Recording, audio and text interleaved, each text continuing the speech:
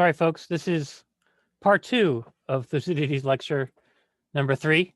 Wasn't able to get my share function to work, and I really wanted to be able to use it here. So I apologize for this lecture coming in 2 parts. So what I had been wanting to share with you is a document on just war theory that I made available to you in Canvas. I think it's probably in the Thucydides folder. I just wanted to talk a little briefly about it here. So you'll see, as it says here, just war theory deals with justification of how and why wars are fought. The justification can be either theoretical or historical, right? Theoretical appealing to kind of, principles, beliefs, historical appealing to historical precedent. The theoretical aspect is concerned with ethically justifying war in the forms that warfare may or may not take. The historical aspect of just war tradition deals with the historical body of rules or agreements that have applied in various wars across the ages. For instance, international agreements such as the Geneva and Hague Conventions are historical rules aimed at limiting certain kinds of warfare, which lawyers may refer to in prosecuting transgressors, the Nuremberg trials against the Nazis after World War II, for example. But it's also the role of ethics to examine these institutional agreements for their philosophical coherence, as well as to inquire into whether aspects of the conventions ought to be changed, right? For example, as technologies for fighting war changes. The just war tradition may also consider the thoughts of various philosophers and lawyers through the ages and examine both their philosophical visions of war's ethical limits or absence of those limits, and whether their thoughts have contributed to the body of conventions that have evolved to guide war and warfare. If you go a little farther down here, it mentions historically, the just war tradition, a set of mutually agreed upon rules of combat, may be said to commonly evolve between two culturally similar enemies. That's important. That is, when an array of values are shared between warring peoples, we often find that they implicitly or explicitly agree upon limits to their warfare. But when enemies differ greatly because of different religious beliefs, race, or language, and as such they see each other as less than human, war conventions are rarely applied. This was the attitude, certainly, of the Nazis towards the Jews and other groups during World War II, right? That once you dehumanize the enemy, you can do all kinds of horrible things to them. It's only when the enemy is seen as people sharing a moral identity with whom one will do business in the following peace that tacit or explicit rules are formed for how war should be fought and who they should involve and what kinds of relations should apply in the aftermath of war. And notice that, again, the Spartans or Lacedaemonians and Athenians had to think about that in chapters 4 through 6 and the different instances I discussed, whether or not they were going to have to deal with the people in the future, how much they shared in terms of similar culture and cultural backgrounds. That comes into question with the invasion of Sicily by Athens, because the people in Sicily, the Syracusans, are not people that share the same line of descent as the Greeks, and so that comes into question. In part, the motivation for forming or agreeing to certain conventions can be seen as mutually benefiting, preferable, for instance, to the deployment of any underhand tactics or weapons that may provoke an indefinite series of vengeance acts, right? That's what you want to avoid. Or the kinds of action that have proved to be detrimental to the political or moral interest of both sides in the past. Regardless of the conventions that have historically formed, it's been concerned with the majority of just war theorists that the lack of rules to war or any asymmetrical morality, right? One side sees itself as morally superior to the other, between belligerents should be announced, and that the rules of war should apply to all equally. That is, just war theory should be universal, binding in all, and capable in turn of appraising the actions of all parties over and above any historically formed conventions. Move to the next page here, and I'm just going to do part of this. The just war tradition is indeed as old as warfare itself. Early records of collective fighting indicate that some moral considerations were used by warriors to limit the outbreak or to rein in the potential devastation of warfare. They may have involved consideration of women and children, or the treatment of prisoners, for example, enslaving them rather than killing them, or ransoming or exchanging them.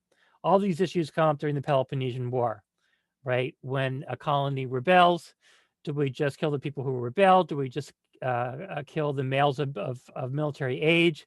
What about the women and children?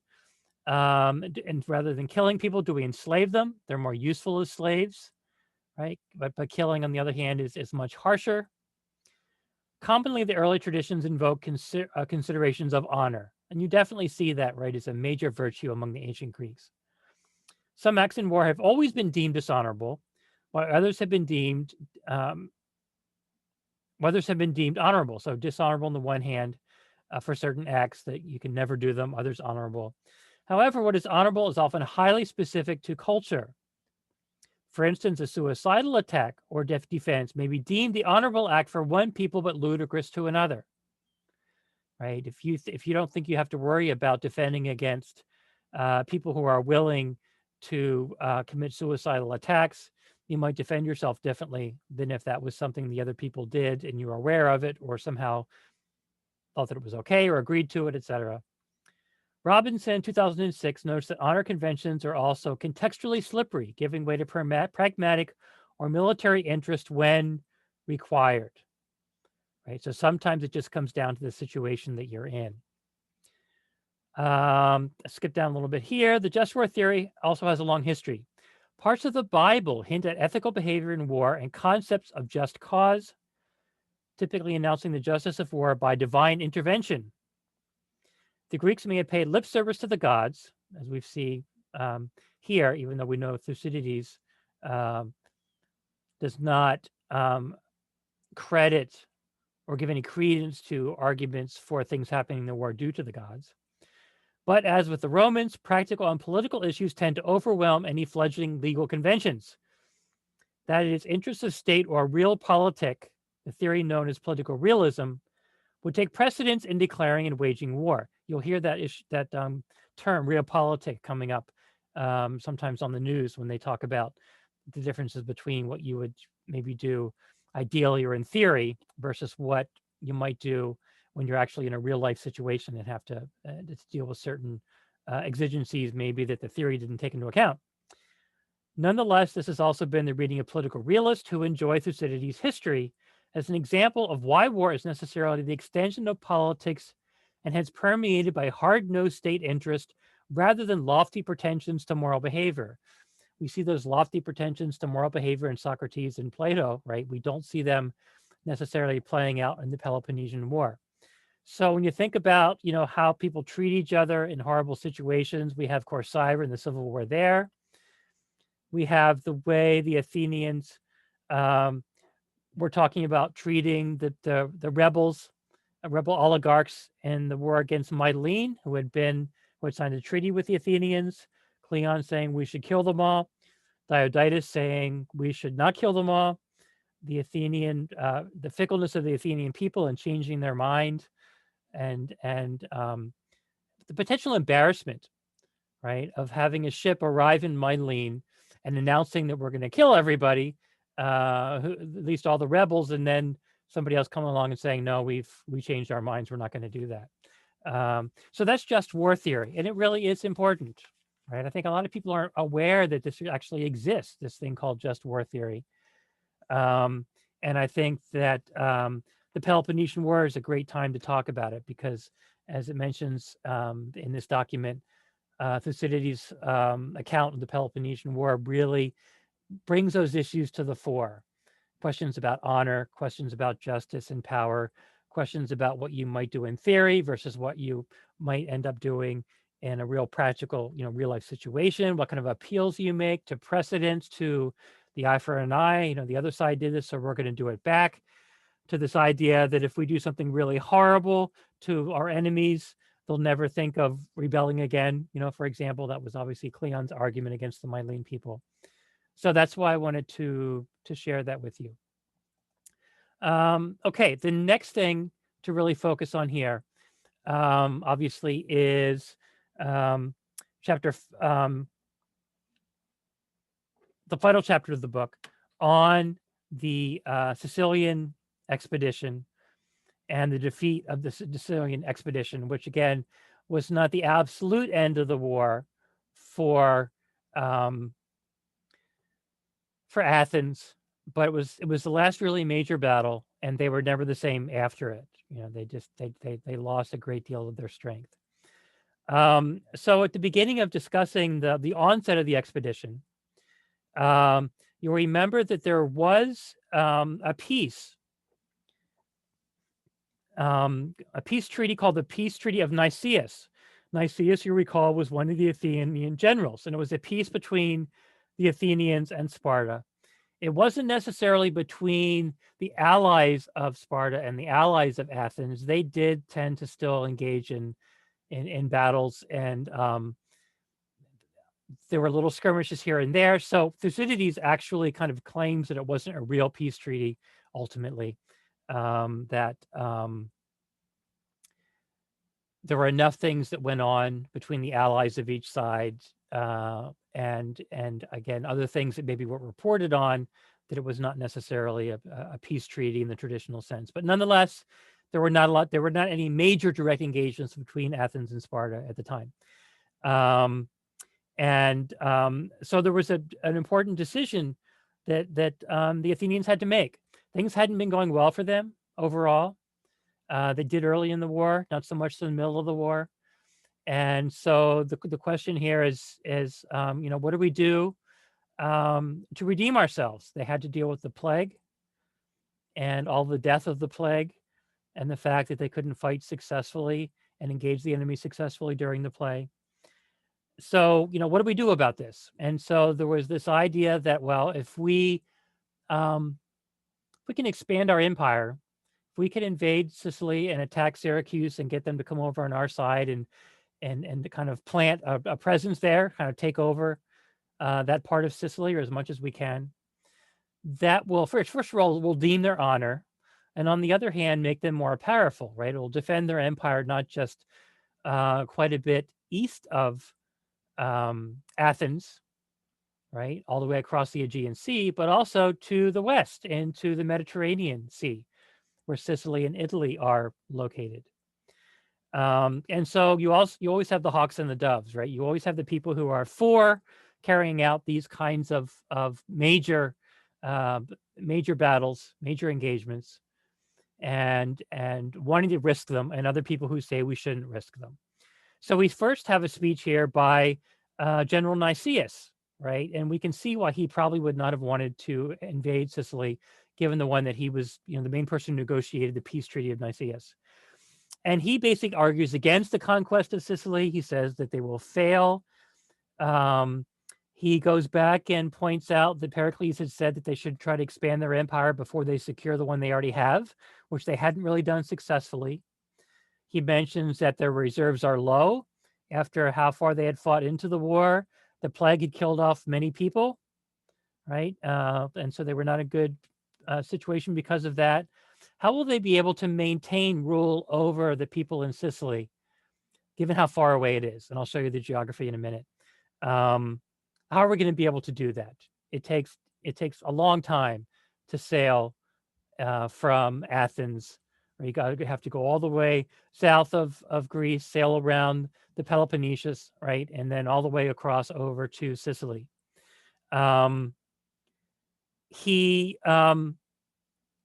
really tried to appeal to the wisdom of the ages and to appeal to the people who had fought previously, and said, let the young people know that, yes, you might be able to acquire honor during warfare, but you have to really consider it carefully. The death and destruction, the pain and suffering are really horrible. So it made sort of that appeal. And they appealed to the fact, too, that the people who they were supposedly coming to assist, the Agestans or Agestans, were actually a Roman people. They weren't really Greek. They were going to try to justify this invasion by saying that they were coming to the aid of the Agestans, and that they had asked them to come to their aid, that they had a lot of money.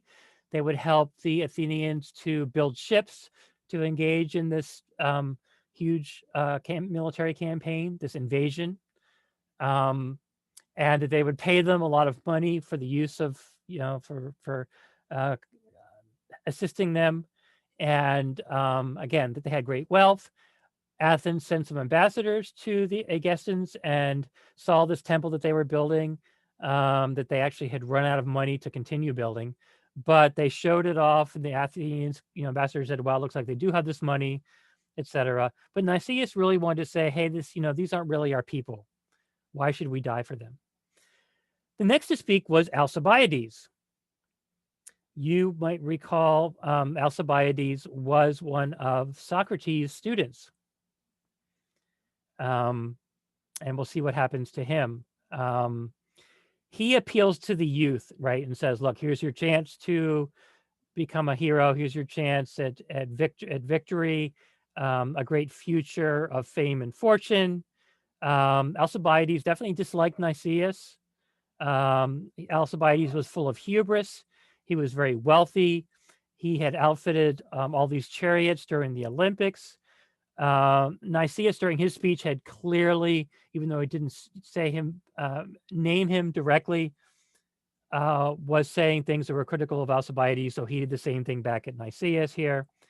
He mentioned that the Sicilian people were not really united and did not have the kind of navy that Athens did, that they would kind of fall apart, that they would have to pay people to fight for them. Ultimately, Athens had to do the same thing because of the kind of bad situation they were in at that part in the war and after the plague. So Alcibiades, speaks second, says all these things. Nicias tries to counter some Alcibiades' arguments, and it really just backfires on him. He basically says, "Look, if we're going to do this, we need to have this many ships and this many soldiers and sailors. The kind of power and wealth that they're going to need to have to be able to fight the war." That again, he recognizes that they'll be far from home and need to get supplies there.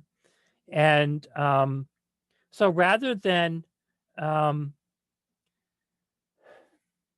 the effect Nicias wanted, which was to not fight the war, or at least to really put it off until the future, until, as he argued, that they could maybe prepare for it, it had the opposite effect. And they said, "Okay, let's go, and let's go now. Things are only going to get worse. If we sit around, we need to surprise them, etc." And so they really did leave with deficiencies. Even though this was, one of the largest naval campaigns and invasions in history, right? Until we get to, things like D-Day in World War II, the invasion of France across the British Channel by the Canadians, the English, the U.S. and their allies. It was a huge invasion, and there were hundreds of ships. Ultimately, they needed ships, obviously, they carried their animals, horses, for example. Now they couldn't bring a lot of horses because it was very difficult to move them, and that was a weakness they had. But they needed lots of food. They needed shelter. They needed, obviously, room for their soldiers and their sailors. So this was a huge, very expensive kind of undertaking. And again, maybe they weren't quite ready for it. Thucydides seems to suggest that they left without really having enough time to really prepare for the battle. And again, that their democracy maybe worked against them because they were vacillating so much. Nicias maybe was trying to do the right thing. Alcibiades, again, clearly wanted to continue his fame and fortune and his good name, etc.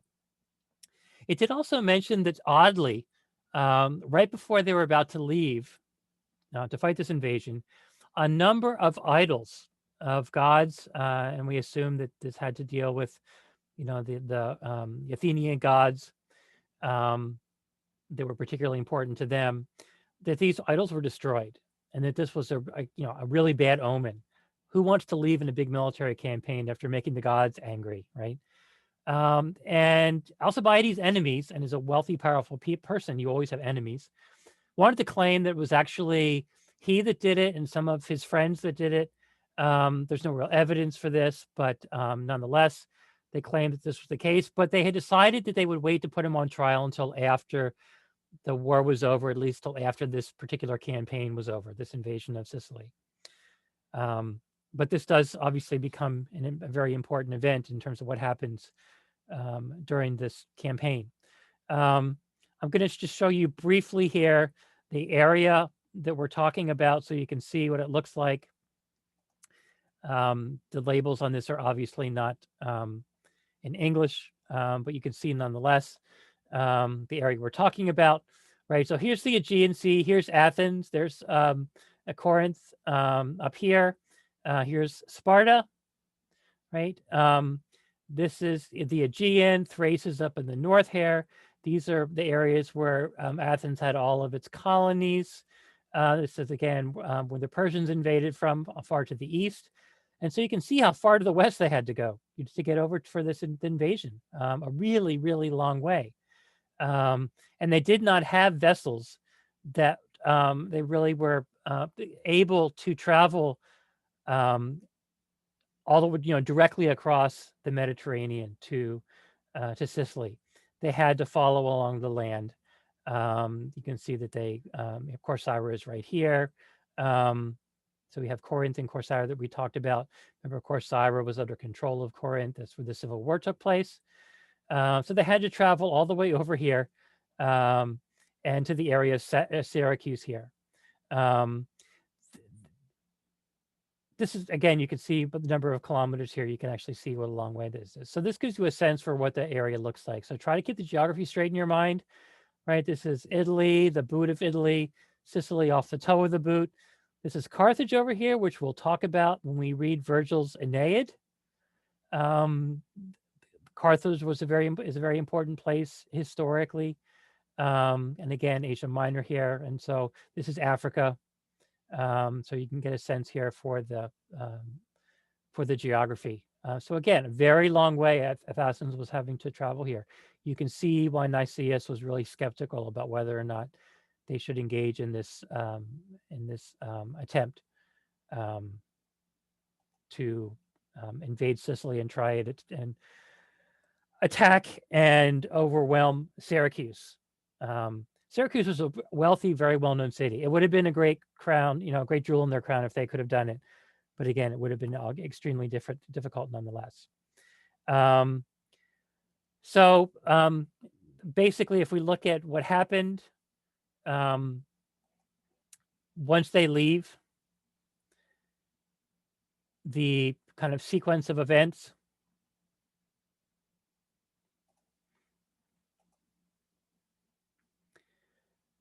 So we have 427 BC, Athens sent troops and envoys to Sicily to look for allies. This was before the Egestans or Egestans, as you can see here, kind of came into the picture. But they did initially send envoys and troops to this area in Sicily to see if they could find some allies that would help them attack Syracuse. Nobody was willing to do that, right? Syracuse was very powerful. These people probably didn't think the Athenians would be successful. They didn't want a chance siding with them, having the Athenians be defeated, and then what would happen to them. They start planning for the invasion of Sicily, 421 BC. 417 BC, the deputation from Egesta comes and says, look, we have all this money. We can pay you. We're really under duress.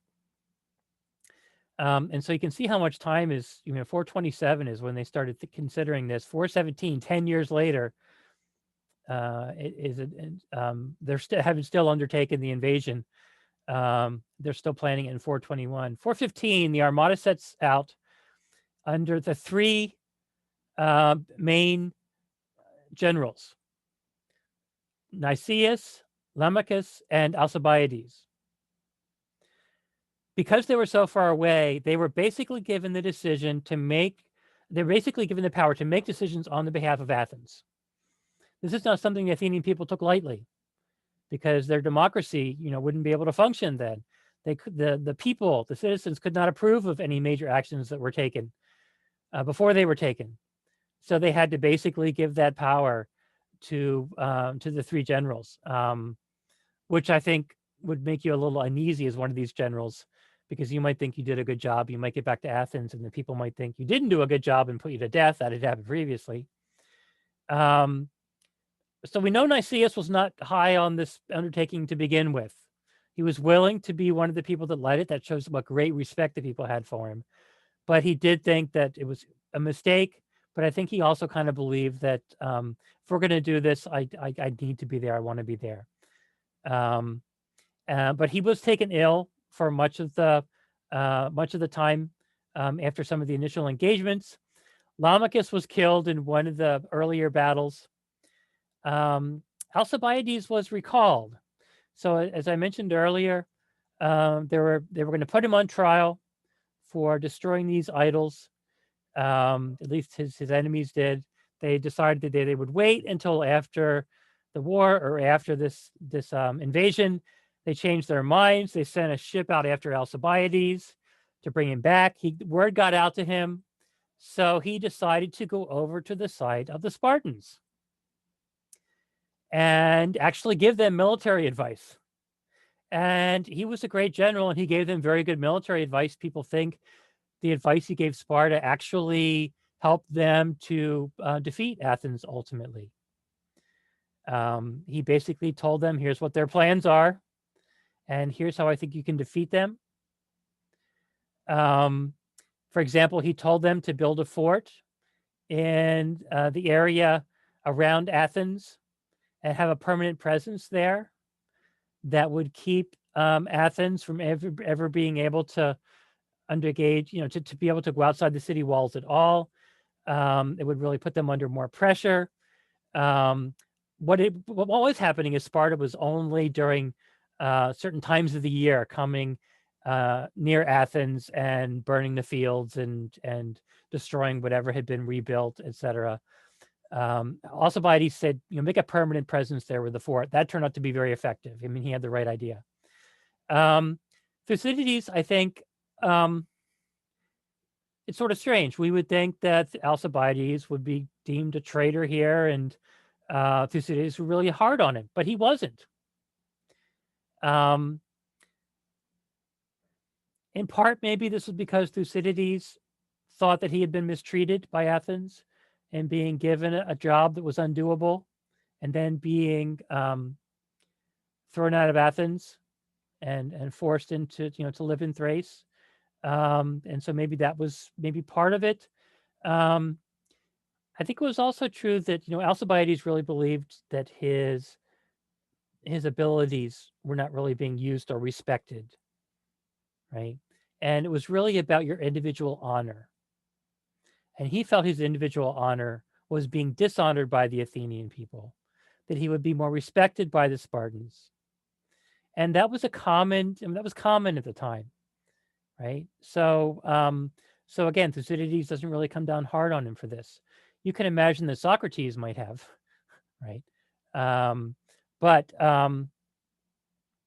So this is what Alcibiades decides to do. Now, again, after the war's over and Sparta has defeated Athens and Sparta has Alcibiades' help, that's yet another reason to put Socrates on trial, right? Was because he was known to have been the teacher of or at least a teacher of Alcibiades, and Alcibiades, did turn out to be a traitor and go over to the Spartan side, etc. So again, another reason to want to blame Socrates for the failure in the war, along with weakening again the constitution of the Athenian people, especially the young males, and disrespecting the gods, being an atheist.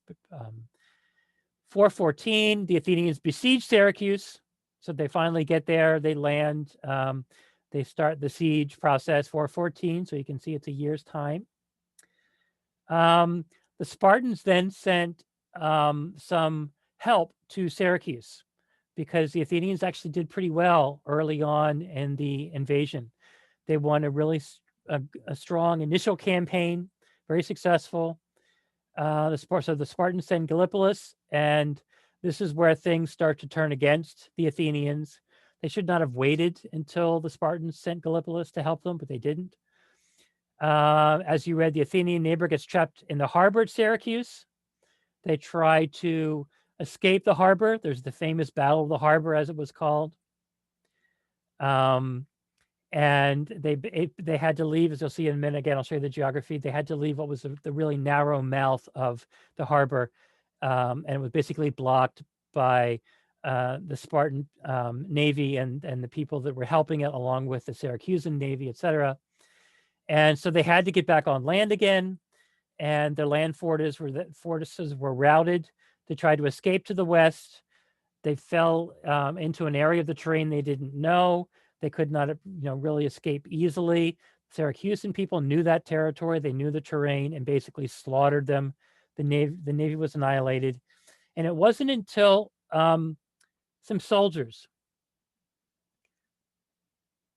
after a long time, many, many months, managed to make their way back to Athens that they found out what actually happened. That they found out that they had been defeated in this huge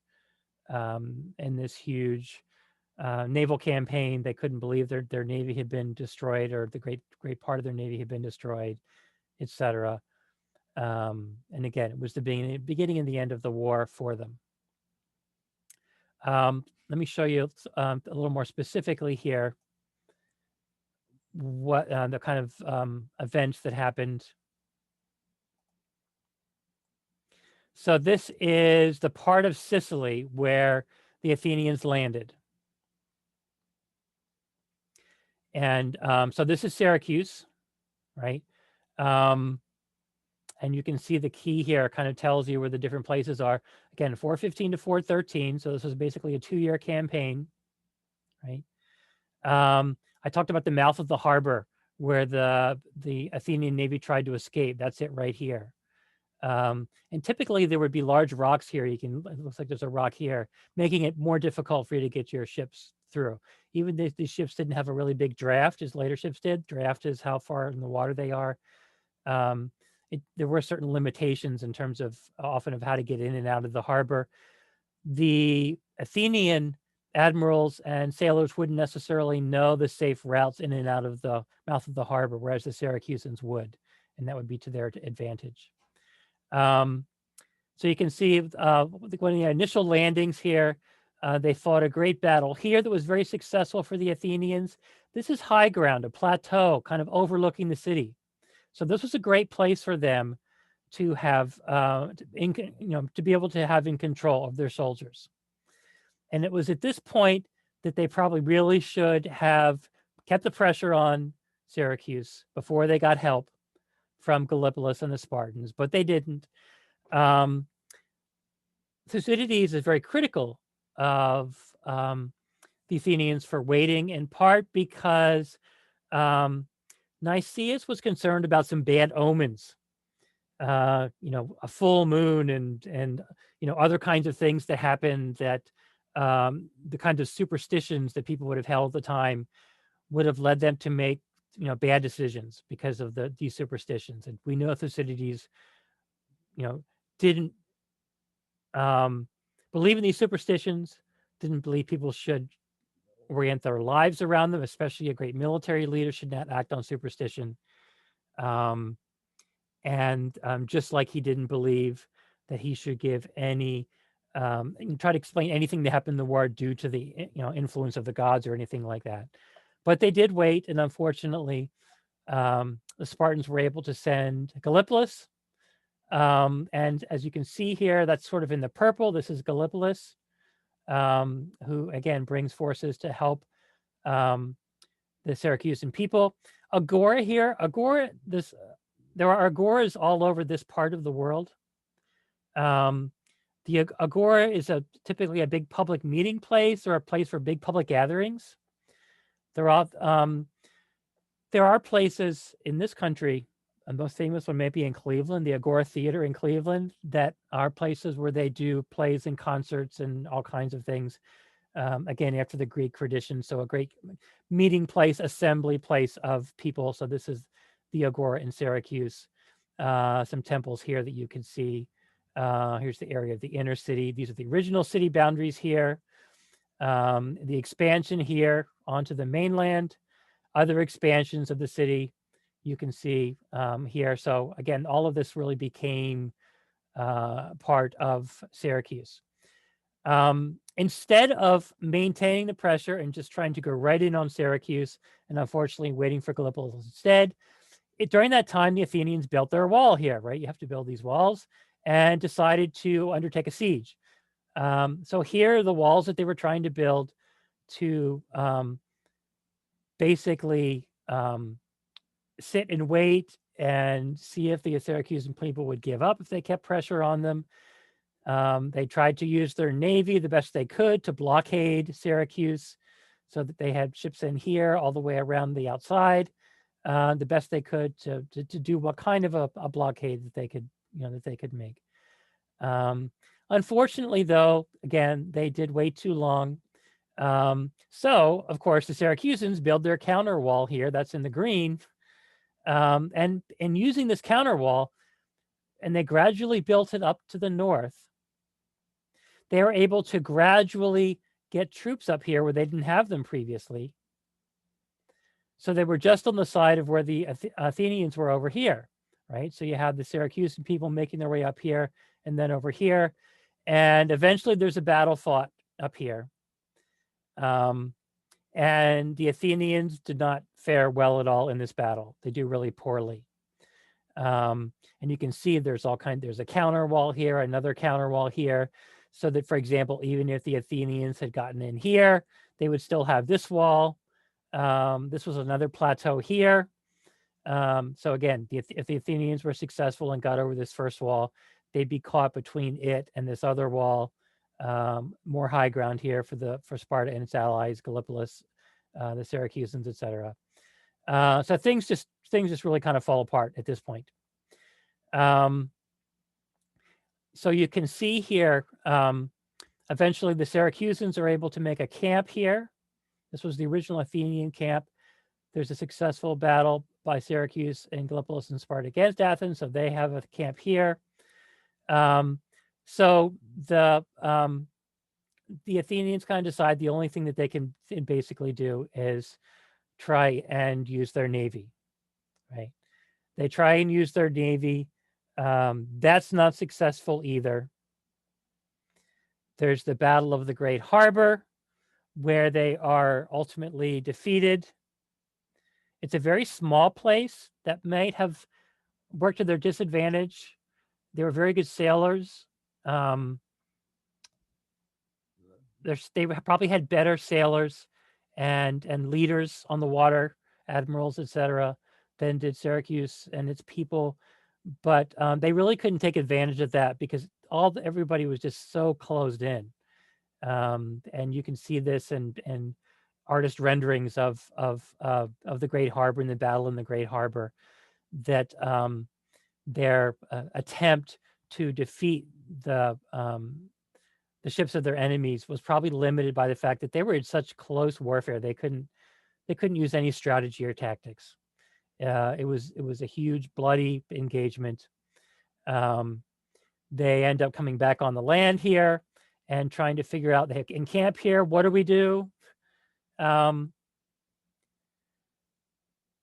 do we, what do we do next? They're in bad shape. They decide they need to try and escape. And this is where they say, okay, let's get everybody back on our ships, what's left of them, and let's try to make it out of the mouth of the harbor. And this is where they have their ultimate defeat on the water, at least. And this is probably their biggest defeat at this point. They're unsuccessful. They're not able to make their way out of the harbor, forced back on the land again. And so they try to escape to the west. So you see the Athenian retreat here, this dotted arrow off to the west. And again, eventually they're able to make their way all the way around to Greece and to Athens. And news finally gets back of this great battle and the great defeat of their army and their navy. Let me show you just real quickly here the picture of, this is a kind of again an artist's rendering of this was the first battle of the harbor when they were trying to attack the Syracusan city walls. You can see them shooting things that are in flames here. As I kind of described them onto the ships, you can see how big these ships they were and how elaborate many of them were, how decorated that they were. These ships were extremely expensive to build. When these silver mines were discovered in Thrace and the land of Thucydides' family and other families, the Athenians had to decide what they're going to do with this money, and they decided to build their big navy with that money. That navy is what enabled them to ultimately defeat the Persians in the second invasion of Greece by Persia. But you can see how large and how elaborate they were, right? And they obviously were ships that were made both as triremes to attack other ships. These are not designed like triremes. As you can see, they don't have that sort of metal piece jutting out in the front. These were troop ships. So again, get them up against the walls. You try to get your ladders up. They try and pull your ladders down. They throw things down on your soldiers, etc. Again, this was their first attempt at a major invasion of the city proper of Syracuse that failed. Back to the land, try to leave the harbor, unsuccessful, flee to the west, end of the war. And this just basically shows kind of what happens here at the end.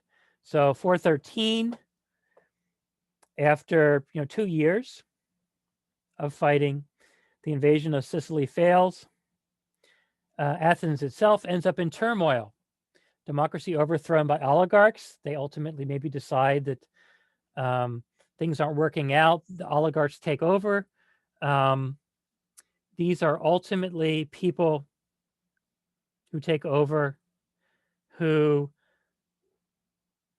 are not necessarily respected by everybody. They take over because they're rich and powerful, and they want to, again, fill that power vacuum, fill the void, try and achieve their fame, etc. And then those oligarchs are later replaced by what's called the regime of the 5,000, which is obviously a larger group of people. So it was something in between the democracy and the oligarchs. And then, as it says here, Athens, emboldened by several minor victories, and they were just minor. They rejected Spartan peace offers. Sparta, as you read, ultimately creates an alliance with Persia, interestingly, to try and bring final defeat to the Athenians. So in 405, the rest of the Athenian navy is destroyed by Sparta's great general Lysander. The Spartans cut off all food and supplies to Athens, so they eventually successfully take over the port and all the places where Athens would try to get things up into the city, etc. And so in 404, Athens surrenders. They're able to keep all but a few of their ships.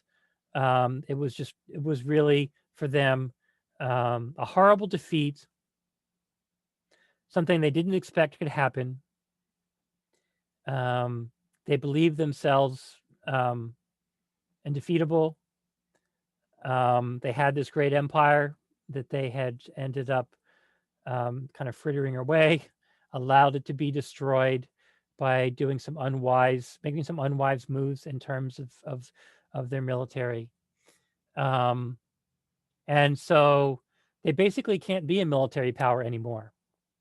And this is where people gradually start to appreciate more and more the intellectual life of Athens, and it becomes more and more known for its intellectual life as the home of Socrates and Plato and Aristotle and the people that would continue in their intellectual traditions, right? The Neoplatonics, as they're called, the New Platonics, Aristotle's followers, right? So they would have been people that attended Plato's Academy and Aristotle's Lyceum, and the arts and culture, and more respect for the arts. Seeing the arts is part of their identity. They obviously did have philosophy in the arts, but they weren't really a part of their identity. Their identity was as a naval power and as a huge wealthy colony, but they start to reshape their identity by their intellectual and cultural life, and that's, as we know of, Athens today.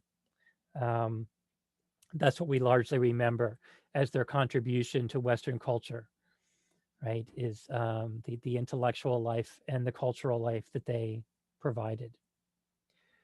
So that is the end of this part 2 of my 3rd lecture. As you know, next week is going to be the midterm. I will be posting a lecture shortly that will tell you how to prepare for the midterm a little bit and what to expect in terms of the format for the midterm. I'll just say right now at this point, in terms of the material to be familiar with for the midterm, focus on your notes from my lectures and the discussion question responses that I shared with you. I'm not going to expect you to be familiar with the texts beyond what I talk about from the text and the discussion questions. I know there's a ton of material there. I try to bring out some major themes in the reading, so think about those. Again, look over my lectures for the major themes, things that I really emphasize, and the discussion questions. And again, I'll tell you a little more here shortly about preparation for that exam. So hope you have a good weekend, and I'll talk to you again soon.